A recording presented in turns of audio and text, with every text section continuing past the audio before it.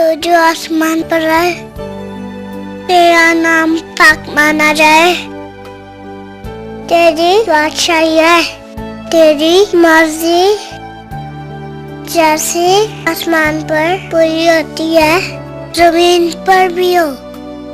हमारे रोज की रोटी आज हमें दे, जिस तरह हमने अपने कर्जदारों को माफ किया है, तू भी हमारे कर्ज हमें माफ कर और हमें आजमाइश में न ला, बल्कि बुराई से बचा, क्योंकि बादशाही, कुदरत और जलाल हमेशा ही तेरे हैं। आमीन।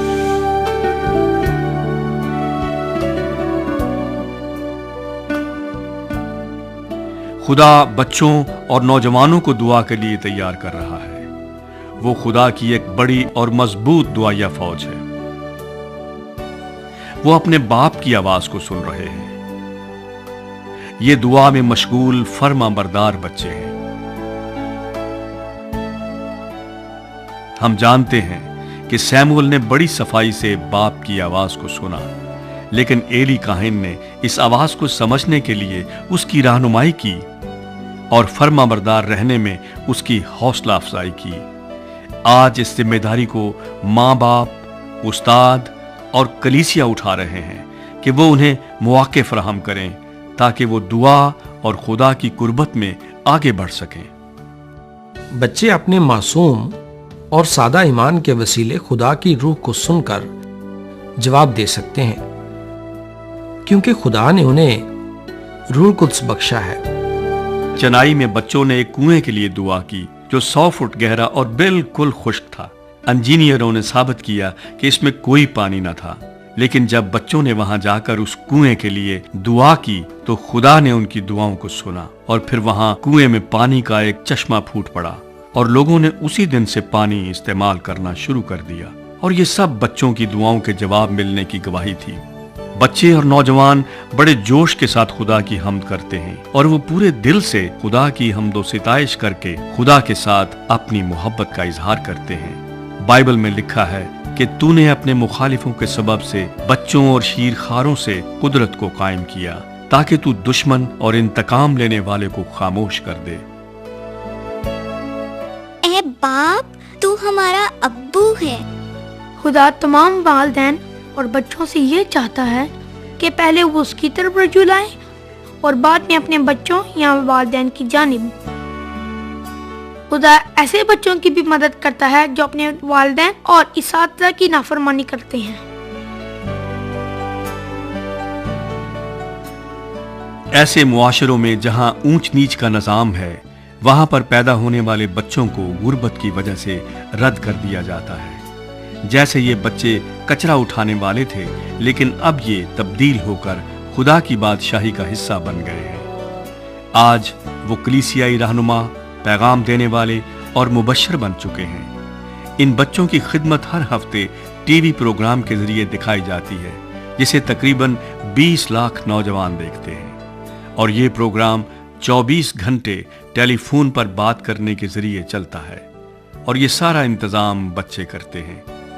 वो हर हफ्ते हजारों लोगों की दरखास्तों के लिए ग्रुप की शक्ल में जमा होकर दुआ करते हैं और फिर ये 8000 बच्चे मुख्तलिफ दुआया ग्रुपों में तकसीम किए जाते हैं। बच्चे समझते हैं कि दुआ में बड़ी ताकत है, जिससे हम रूहानी जंग में शैतान पर फतह पाते हैं। जब एक बच्चा अपनी दुआ करने की खिदमत को जान लेता है तो फिर खुशी से उसे पूरा करता है।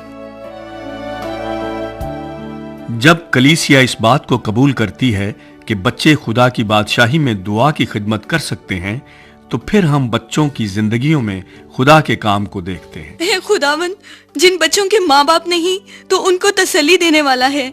जरूरत है कि तू हमारी दुआओं को सुने। बच्चे खुदा पर मजबूत ईमान रखते हैं। वो ईमान और दलेरी के साथ अपनी दरखास्तें खुदा के सामने ले जाते हैं, क्योंकि वो खुदा के कलाम पर भरोसा रखते हुए सब कुछ उसके नाम से मांगते हैं। खुदा अपनी हिकमत से इन बच्चों को अपनी मर्जी को पूरा करने के लिए इस्तेमाल कर रहा है اور وہ انہیں اس طرح کبھی نہیں دیکھتا جس طرح دنیا انہیں دیکھتی ہے۔ خدا نے اس دنیا کے کمزور لوگوں کو چن لیا تاکہ عقل مندوں کو حیران کریں۔ ان کے لیے یہی وقت ہے کہ وہ باپ کی حقیقی رفاقت کو پہچانیں اور خدا کے سامنے بطور شفاعت کرنے والے بنیں۔ اب اس بات کی ضرورت نہیں پڑے گی کہ کلیسیا اس پشت کو ہنسی مذاق ہی مہیا کرے، بلکہ وہ چلا رہے ہیں کہ انہیں بطور عبادتی رہنما، شفاعت کرنے والے اور مبشرین کے لیے تربیت دی جائے۔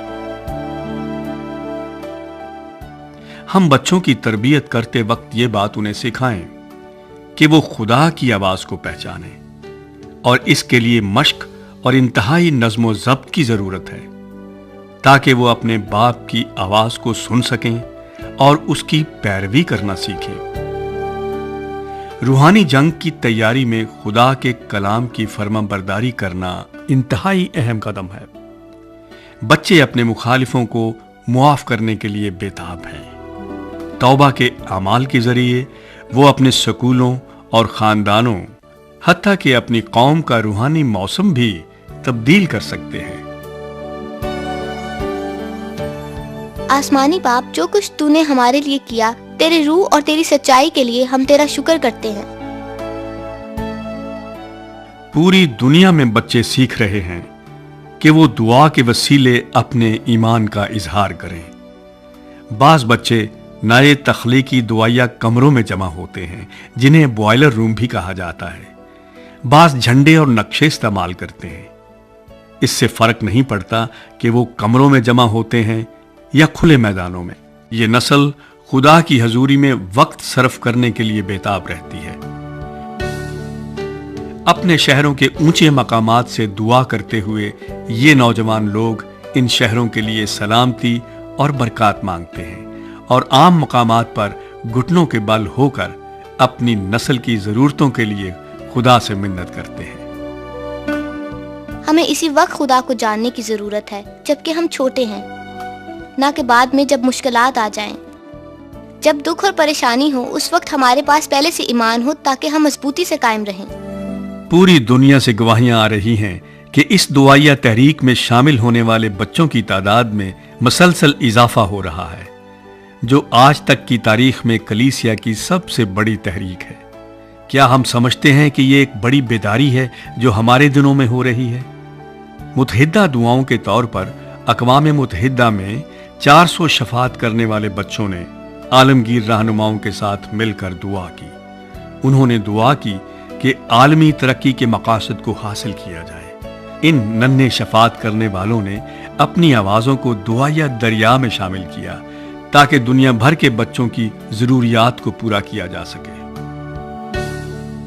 آئے خدا، ہم دعا کرتے ہیں کہ بچوں سے مشقت لینے کا رجحان کم ہوتا رہے۔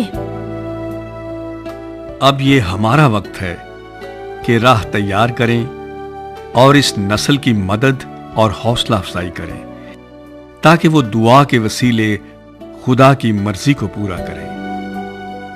ہم بچوں کو سکھائیں کہ وہ سیموئل کی مانند خدا کی آواز کو بار بار سنیں جب تک اس کی مرضی معلوم نہ کر لیں۔